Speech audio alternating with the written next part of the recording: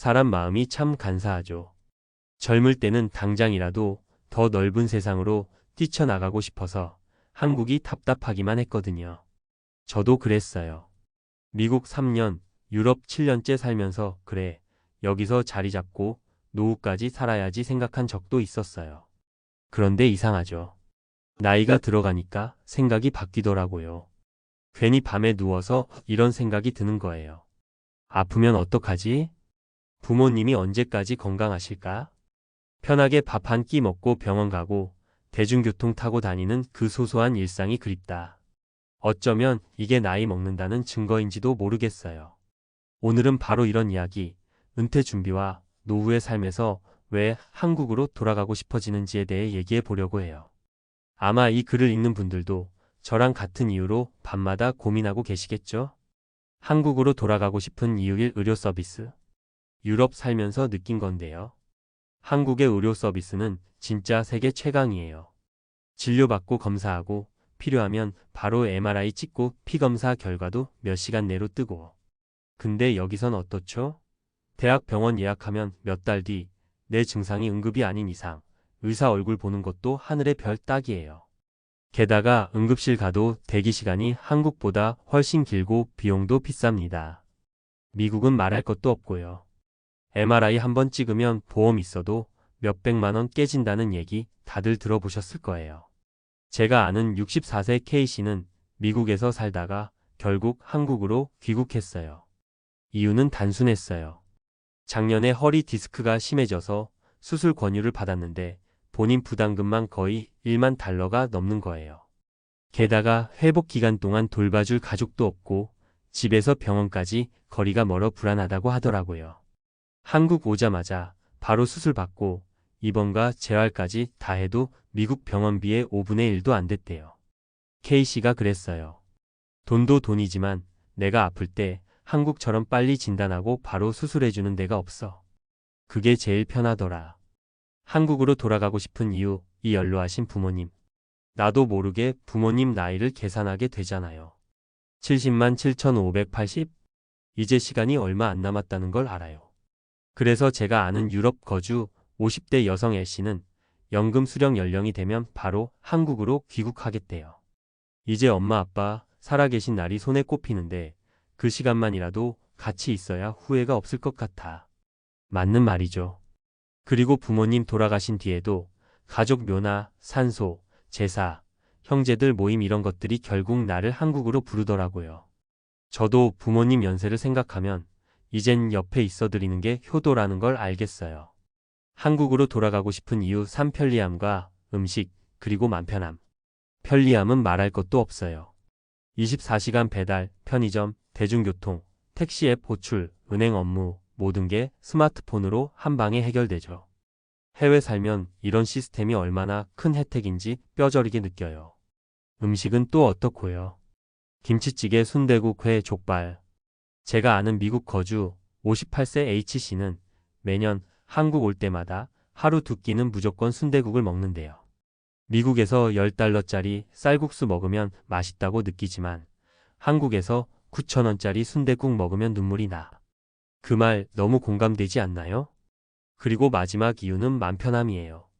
말 안 해도 통하는 언어, 같은 문화, 친근한 풍경. 누가 뭐래도 고향만큼 편한 곳은 없잖아요. 전문가 인사이트 은퇴 후 귀국, 현실적인 체크포인트. 국민건강보험 지역가입 전환. 해외에서 바로 귀국하면 건강보험 가입 대기기간이 생길 수 있어요. 귀국 전, 체류기간, 건강보험 지역가입 조건을 미리 체크해두는 게 좋아요. 주택 문제. 귀국 즉시 살 집이 없다면 월세 전세 시스템과 지역별 시세를 사전에 조사해야 해요. 장기간 비워둔 집이라면 보일러, 수도, 관리비 체납 여부까지 꼭 점검하세요. 연금 수령. 국민연금, 해외연금, 개인연금의 과세 여부와 환율 리스크도 검토해야 합니다. 최근엔 해외연금 수령 후 국내 과세 여부가 이슈이니 귀국 전 세무사 상담이 필수예요. 현실 사례 3가지. 첫째, 미국에서 25년 살다 돌아온 67세 J씨. J씨는 미국 시민권자였지만 노후 의료비 부담 때문에 한국에 아파트 전세를 구해 귀국했어요. 내가 1년에 건강검진만 해도 수백만 원 아낄 수 있겠더라고. 여기선 동네 내과만 가도 혈액검사, 초음파, X-레이 다 한꺼번에 봐주잖아. 미국선 상상도 못해.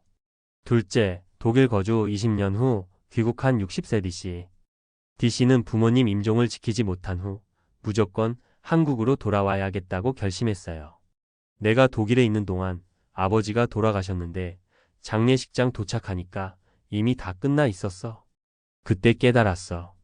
부모님 살아계실 때 곁에 있어야 한다는 걸. 셋째, 영국에서 15년 살다 돌아온 55세 Y씨.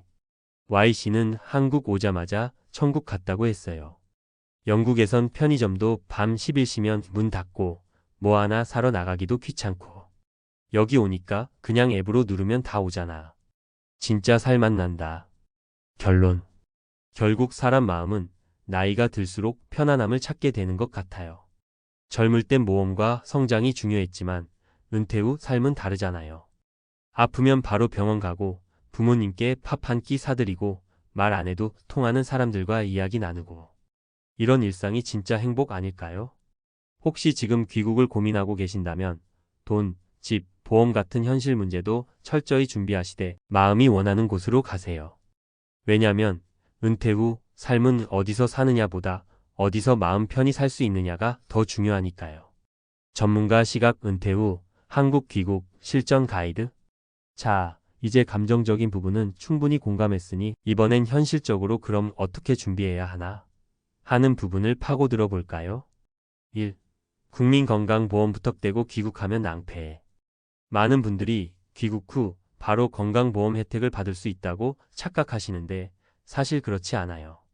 예를 들어 해외 장기 체류 후 귀국해 건강보험 지역 가입자로 등록하면 처음 6개월간은 보험료를 내도 대기기간 때문에 혜택을 100% 못 받는 경우가 있어요. 특히 이 대기기간 중 큰 수술이나 검사비가 발생하면 전액 본인 부담이라 깜짝 놀라시죠? 그래서 팁 하나. 귀국 전 국민건강보험공단에 전화 1577-1000에서 본인의 자격 변동과 대기기간 여부를 반드시 확인하세요. 혹은 한국에 직계 가족이 있으면 피부양자 등록을 통해 대기기간을 줄일 수도 있어요. 다만 가족의 소득, 재산 요건을 충족해야 하니 미리 알아두셔야 합니다. 2. 국민연금, 해외연금, 개인연금 과세 문제.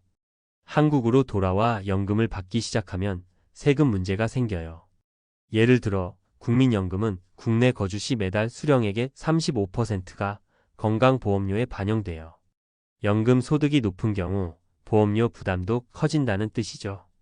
또 하나, 해외연금의 경우 한국에서 과세 여부가 달라집니다.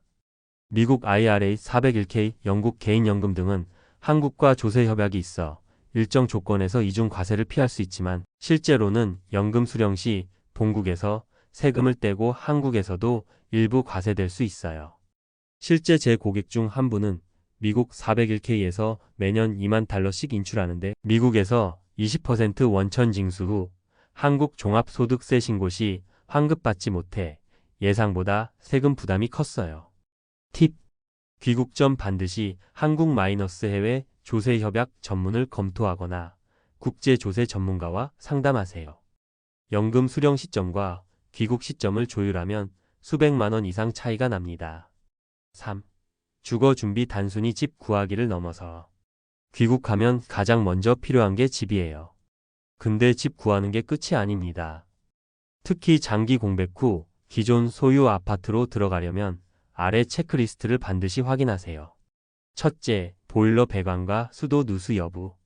장기 미사용으로 배관 내 녹 발생, 고장, 냄새가 날 수 있어요. 둘째, 관리비 체납 확인. 생각보다 많은 분들이 귀국 후 관리비 미납 고지서를 받고 당황하세요. 셋째, 인터넷, 휴대폰 통신사 계약. 해외에서 로밍으로 버티다가 귀국 후 일괄 개통하려면 가족 명의로 사전 예약하거나 알뜰폰 요금 제월 7,000원 15,000원대를 활용해 초반 통신비를 아끼는 방법도 있어요. 참고로 서울 소형 전세 시세는 지역 차이가 크지만 2025년 기준 강남권 1억 8천 2억 5천, 강북권 1억 2천 2억 정도예요. 경기도 외곽은 8천만 원대부터 가능하니 미리 현지 부동산 앱 직방, 다방, 네이버 부동산으로 감각을 익히세요. 4. 금융자산, 환전 및 이체 환율 리스크 최소화. 은퇴 자금을 해외에서 한국으로 옮길 때는 환율 리스크 관리가 핵심이에요. 예를 들어 10만 달러를 원화로 바꿀 때 환율이 1,400원이면 1억 4천만 원, 1,300원이면 1억 3천만 원으로 1천만 원 차이가 납니다. 그래서 팁 하나 더. 한 번에 전액 이체하지 말고 분할 송금하세요.